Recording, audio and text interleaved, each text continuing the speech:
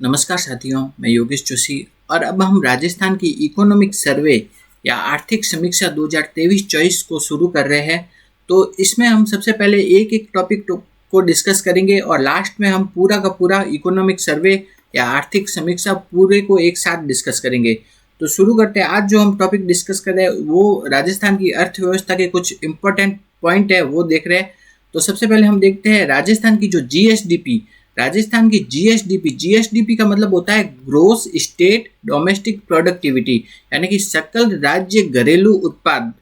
GSDP का मतलब क्या होता है? ग्रोस स्टेट डोमेस्टिक प्रोडक्टिविटी, सकल राज्य घरेलू उत्पाद। तो राजस्थान की जो जीएसडीपी है स्थिर कीमतों पे कितनी है? तो राजस्थान की जीएसडीपी स्थिर कीमतों पे है 8.45 लाख करोड़। ठीक है, तो इसको हम क्या पढ़ेंगे? याद करने के हिसाब से 8.45 को क्या पढ़ेंगे? 8.45। ठीक है, तो राजस्थान की जीएसडीपी स्थिर कीमतों पर कितनी है? 8.45 लाख करोड़ है।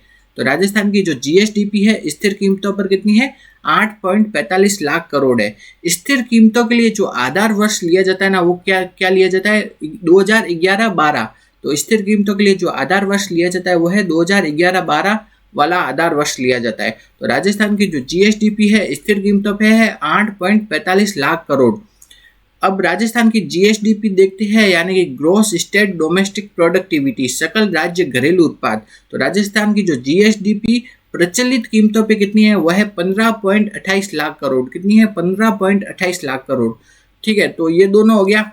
तो ये पूछते हैं आपसे राजस्थान की जीएसडीपी स्थिर कीमतों पर कितनी है और प्रचलित कीमतों पर कितनी है, वो पूछते हैं। तो राजस्थान की जीएसडीपी स्थिर कीमतों पर है 8.45 लाख करोड़ और राजस्थान की जो जीएसडीपी है वो प्रचलित कीमतों पे है 15.28 लाख करोड़। ठीक है, तो ये तो हो गया जीएसडीपी। जीएसडीपी के बाद हम देखते हैं एनएसडीपी। एनएसडीपी का मतलब क्या होता है? नेट स्टेट डोमेस्टिक प्रोडक्टिविटी, यानी कि शुद्ध राज्य घरेलू उत्पाद, नेट स्टेट डोमेस्टिक प्रोडक्टिविटी। तो राजस्थान की जो एनएसडीपी है वो है ना स्थिर कीमतों पे कितनी है? तो राजस्थान की जो एनएसडीपी स्थिर कीमतों पे है 7.41 लाख करोड़। कितनी है? 7.41 लाख करोड़ है राजस्थान की एनएसडीपी स्थिर कीमतों पर। जबकि राजस्थान की जो एनएसडीपी प्रचलित कीमतों पर कितनी है? एनएसडीपी का मतलब क्या हो गया? नेट स्टेट डोमेस्टिक प्रोडक्टिविटी, यानी शुद्ध राज्य घरेलू उत्पाद। तो राजस्थान की एनएसडीपी प्रचलित कीमतों पे है 13.69 लाख करोड़। कितनी है? 13.69 लाख करोड़ है। तो राजस्थान की जो एनएसडीपी है वो प्रचलित कीमतों पे कितनी है? 13.69 लाख करोड़ है। तो ये हो गए राजस्थान की जीएसडीपी और एनएसडीपी दोनों हो गया। तो एक बार वापस देखते हैं, ये आपको याद करना है। उस हिसाब से जितनी बार ज़्यादा बार आप इसे पढ़ोगे उतनी बार अच्छा याद होगा। तो राजस्थान की जो जीएसडीपी स्थिर कीमतों पे है 8.45 लाख करोड़ और राजस्थान की जीएसडीपी प्रचलित कीमतों पे है 15.28 लाख करोड़। राजस्थान की एनएसडीपी स्थिर कीमतों पे है 7.41 लाख करोड़। राजस्थान की एनएसडीपी प्रचलित कीमतों पर है 13.69 लाख करोड़। तो ये हो गया जीएसडीपी और एनएसडीपी। उसके बाद में हम देखते हैं जीएसडीपी एनएसडीपी के बाद में हम देखते हैं पीसीआई। पीसीआई का मतलब क्या होता है? Per capita income. Per capita income यानी प्रति व्यक्ति आय, हिंदी में बोलते हैं प्रति व्यक्ति आय। तो राजस्थान में जो प्रति व्यक्ति आय है स्थिर कीमतों पर कितनी है? 90,831 रुपये। राजस्थान में प्रति व्यक्ति आय स्थिर कीमतों पर है 90,831 रुपये और राजस्थान में जो प्रति व्यक्ति आय है वो प्रचलित कीमतों पर कितनी है? वह है 1,67,964 रुपये। 1,67,964 रुपये। ठीक है, वो है प्रचलित कीमतों पर प्रति व्यक्ति आय। तो राजस्थान की अब अपन ने जीएसडीपी देखी, एनएसडीपी देखी और प्रति व्यक्ति आय देखी। तो इसको वापस एक बार रिवीजन करते हैं ताकि याद हो। तो राजस्थान की जो जीएसडीपी है वो स्थिर कीमतों पे है 8.45 लाख करोड़। राजस्थान की जीएसडीपी प्रचलित कीमतों पे है 15.28 लाख करोड़। राजस्थान की एनएसडीपी स्थिर कीमतों पर है 7.41 लाख करोड़ और राजस्थान की एनएसडीपी प्रचलित कीमतों पे है 13.69 लाख करोड़। प्रति व्यक्ति आय स्थिर कीमतों पे कितनी होगी? 90,831 और प्रति व्यक्ति आय प्रचलित कीमतों पे होगी 1,67,964 रुपये। ये तो हो गए जीएसडीपी, एनएसडीपी और प्रति व्यक्ति आय। अब हम देखते हैं राजस्थान में कुल खाद्यान्न का उत्पादन कितना हुआ है? वह है 245.01 लाख मैट्रिक टन। क्या है? Lakh metric ton. ठीक, तो इतने लाख मैट्रिक टन उत्पादन हुआ है राजस्थान में कुल खाद्यान्न का, तो राजस्थान में कुल खाद्यान्न का उत्पादन कितना हुआ है? 245.01 लाख मेट्रिक टन हुआ है। राजस्थान में जो अधिष्ठापित ऊर्जा है वो कितनी है? 24,784 मेगावाट। तो राजस्थान में जो अधिष्ठापित ऊर्जा है उसकी मात्रा कितनी है? 24,784 मेगावाट। नेक्स्ट हम देखते हैं राजस्थान में औद्योगिक उत्पादन सूचकांक IIP, industrial index of productivity, IIP, Rajasthan में औद्योगिक उत्पादन सूचकांक का मान कितना है? 153.77। तो राजस्थान में औद्योगिक उत्पादन सूचकांक का मान कितना है? 153.77 है। नेक्स्ट हम देखते हैं राजस्थान में थोक मूल्य सूचकांक, इसका मान है 388.09। कितना है? 388.09 है थोक मूल्य सूचकांक।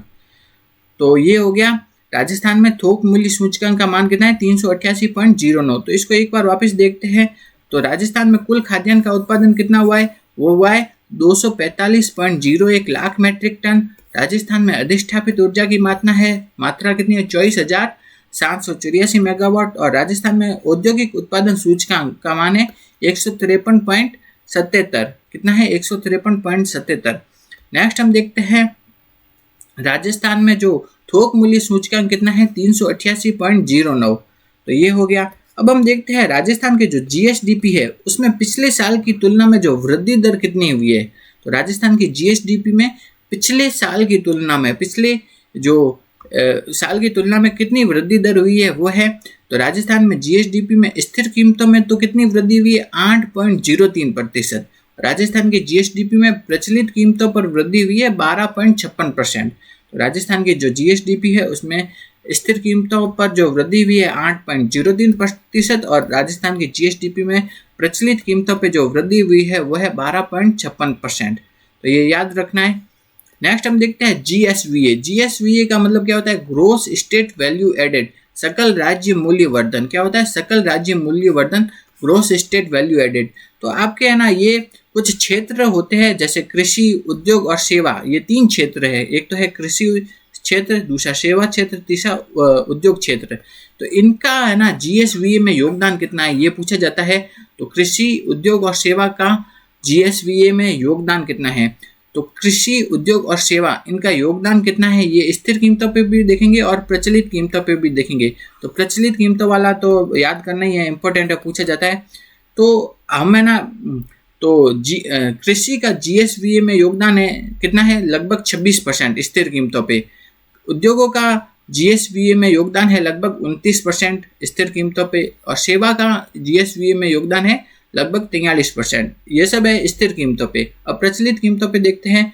कृषि का GSVA में योगदान 26%, उद्योगों का योगदान है कितना? 28% और सेवा क्षेत्र का योगदान है लगभग 45%। तो आपको मेनली है ना ये वाला याद रखना है प्रचलित कीमतों का।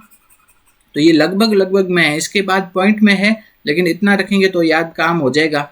तो कृषि का GSVA में योगदान कितना है? लगभग 26%। उद्योगों का GSVA में योगदान है 28% और सेवा क्षेत्र का GSVA में योगदान है कितना? लगभग 45%। तो ये याद रखना है कि सीधा अपन से ये पूछ सकते हैं, प्रचलित कीमतों वाला याद रखना है अपन को। तो कृषि का GSVA में योगदान 26% लगभग, उद्योगों का योगदान कितना है? 28% और सेवा क्षेत्र का योगदान है 45%। तो इसमें सबसे कम योगदान किसका हो गया? कृषि का, फिर उद्योगों का, फिर सेवा क्षेत्र का। तो सबसे अधिक योगदान हो गया GSVA में किसका है? सेवा क्षेत्र का। तो अब हम देखते हैं GSVA में सबसे अधिक योगदान किसका है? सेवा क्षेत्र का। लगभग कितना है? 45% योगदान है। ठीक है। अब सेवा क्षेत्र के अंदर भी है ना बहुत सारे क्षेत्र आते हैं। ठीक है। सेवा क्षेत्र में भी किसका योगदान सबसे अधिक है? तो हमने देखा GSVA में तो किसका योगदान सबसे ज्यादा है? सेवा क्षेत्र का। और सेवा क्षेत्र के अंदर भी किसका योगदान सबसे ज्यादा है वो देखते हैं, वो है होटल व्यापार तथा रेस्टोरेंट का। होटल व्यापार तथा रेस्टोरेंट का योगदान सबसे अधिक है। लगभग कितना है? सेवा क्षेत्र का लगभग 28% है। सेवा क्षेत्र का है उसका लगभग 28% योगदान किसका है? वह है होटल व्यापार और रेस्टोरेंट का। ये अभी RS 2023 में जो प्री हुआ था उसमें पूछा गया था कि सेवा क्षेत्र के अंदर भी सबसे सर्वाधिक योगदान किसका है? वो है होटल व्यापार और रेस्टोरेंट का। तो ये तो हमने है ना इकोनॉमिक, राजस्थान की इकोनॉमी के कुछ महत्वपूर्ण डाटा पढ़े। अगले क्लास में हम कृषि से संबंधित वाला टॉपिक पढ़ेंगे।